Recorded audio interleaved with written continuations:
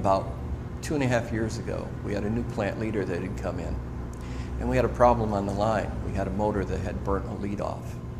While I was up there working on the motor, our new plant leader came up and asked me, he says, "Isn't there a better way of finding this before it breaks down?" And with my background with infrared, I knew that there were cameras out there that we could detect hot conditions in motor wiring. And that's what led us to get into infrared. A lot of people out there think that thermal imaging is electrical only.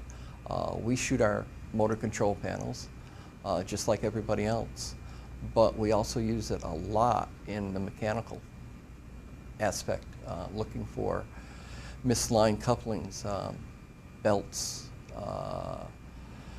gearboxes, motors.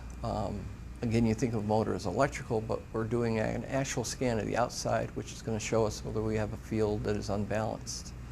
We're also looking at the bearings in that motor. So I would say it's a good all-around instrument across electrical and mechanical. I was actually the person that made the decision to buy a Fluke camera.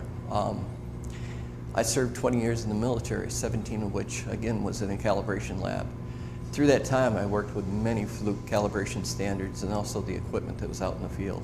And I learned a high respect for Fluke equipment.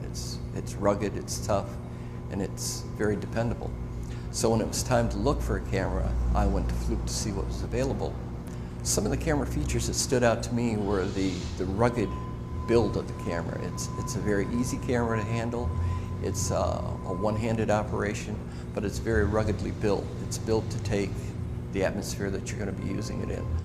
I was drawn to Fluke strictly because of their reputation and my working with Fluke products over the years.